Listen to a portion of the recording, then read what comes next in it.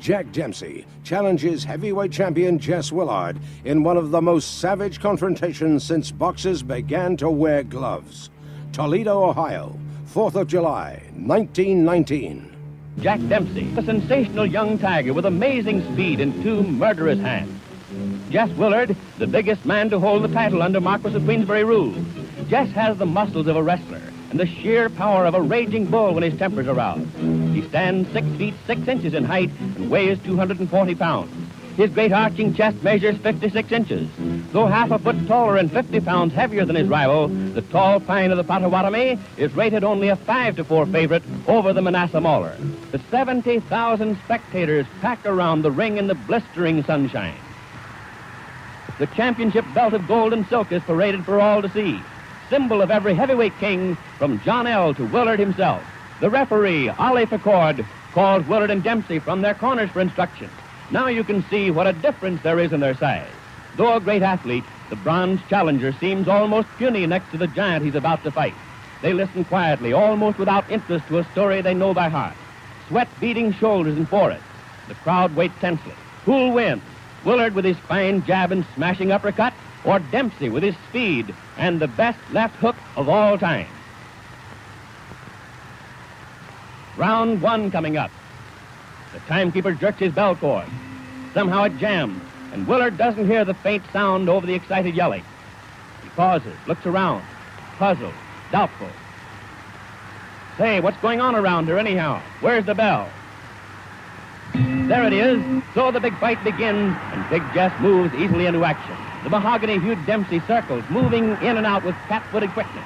The champion wants to keep Jack at long range with his poking left jab, but Dempsey won't let him do it. He's never still for an instant, bobbing and weaving around. It looks like a test of speed against power, and Willard has no chance to get set against Dempsey's speed. At such a pace, there's a lot of missing and a lot of clinching. It's bound to be that way, but it's only a warm-up so far. Each is trying to figure out the other's defense, to open him up, nail him with a punch. The challenger crowds keeps on crowding. The instant he's in the open, he moves back again. His left whips in tirelessly and often. The blows miss or graze Willard. Dempsey hasn't the range yet. Jess holds whenever he can, but that's Jack's meat. Nobody's strong enough to tie him up for long, and trying to hit him is like trying to hit a sunbeam that moves away. Dempsey's hands are in motion all the time. Willard tries to block with gloves and forearms and elbows, but he's compelled constantly to retreat. What else can he do against the endlessly moving little man? And when you're going away, you can't do much damage yourself. A champion is supposed to make the fight, but try as he will, it's far beyond Big Jess. But he hasn't been hurt yet. For all the charging, for all the blows, the tall pine has suffered no injury. He's clever, knows how to handle himself, and in spite of his great size, he moves around quickly and gracefully. No, the little man won't get him. They maneuver around the side of the ring. Now watch. There's that big left, and Willard's down. Up. Sure he's up. Dempsey hurt him along the rope, beating away with both hands. There's that left again, and Willard's on the floor for the second time. The champion's dazed, groggy, but he's game. He's up again. The fist drumming on him. And down he goes. Falls along the floor like a wounded animal, crouching with his back half turned as he arrives. The mauler overwhelms him with a hysterical burst of fury that sends him to the floor for the 4th time. Dempsey stands over the stricken man, his fist cracked. The instant Willard's knees were off the floor, Jack at him again. Jess is wide open. He has absolutely no defense. And he hits the deck again. Courage, just plain courage, instinct, whatever it is, flings him blind and staggering up to his feet.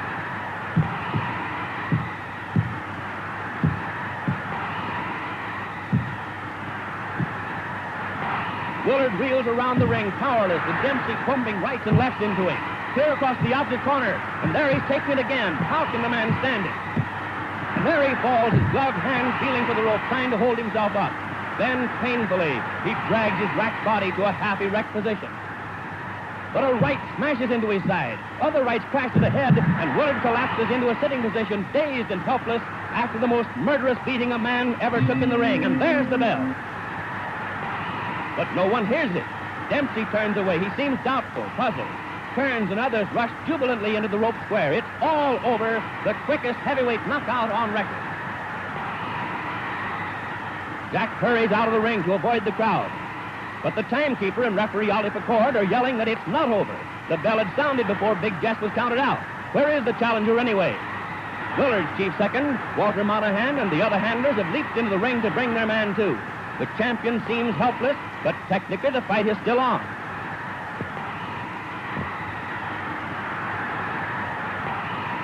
Doc Kearns rushes to the rope. Jack, hey Dempsey, come back, come back.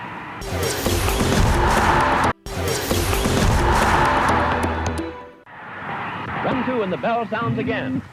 Amazingly enough, Willard rises for the second round. Beaten as no man ever has been, he advances into Dempsey's raging fist. He jabs as though any jab could keep that tiger away from him. With all his wearied, broken body, Jess does his best to keep going. Why? It's no use, he hasn't a chance, but there's the tradition of all champions behind him. He has to fight even when he has nothing left to fight with. Jess may not have been a great champion, but no braver man ever laced on a pair of gloves. If he quit under punishment, no one would blame him. It's courage, nothing but magnificent courage that's holding him on his feet. No matter what he does, he can't get away from that tiger who's stalking. His arms and legs are heavy with exhaustion. Salt sweat burns the gashes Dempsey's fists have opened. When Jack bores in and hits him, drives him around the ring, he can't muster enough strength for a dangerous punch in return. The seconds and minutes are ticking by faster and faster. There isn't much time left in the round. If he's to get his KO before the bell rings, he'll have to do it in a hurry. But Willard's only thought is to protect himself, and weak and tired as he is, it's no cinch to get him set for the finishing punch, even when he's driven helplessly back against the ropes. He wobbles about and clinches, does his best to save himself from his relentless foe. There are only a few seconds remaining now. No chance for a finishing blow. It's too late. Mahler spins the champion around out there in the center of the ring. But there's the bell, and referee Picord sends his men to the corner. Back in just a moment.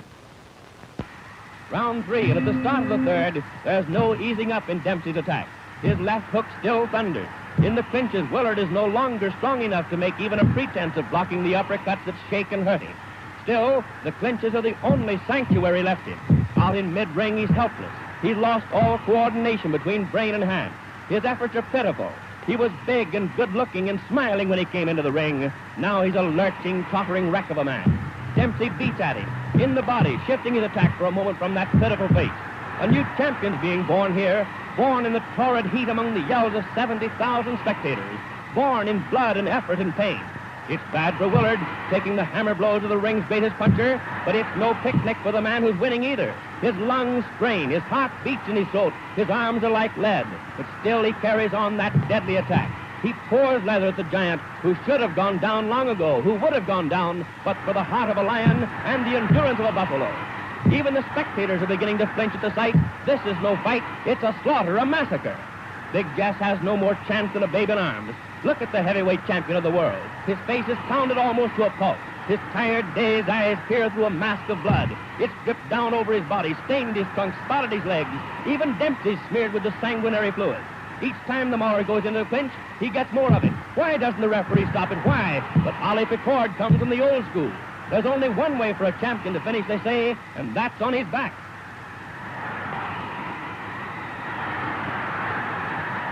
But the bloody, half-blinded Willard won't go down, not even when the tiring Dempsey's blows stagger and hurt him more and more. And again the seconds are running out. The round's nearly over. And the impossible has happened again. Big Jess has lasted through this another murderous round with this roaring Dempsey.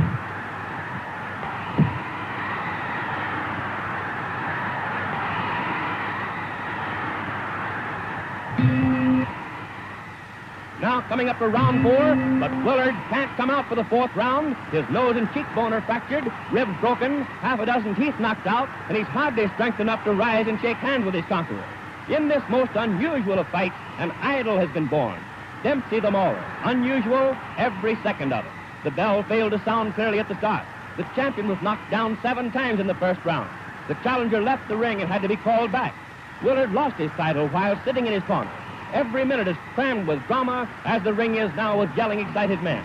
Dempsey's in everyone's minds and hearts. Dempsey the killer, Dempsey the champion. They'll see him in action for 8 flaming years.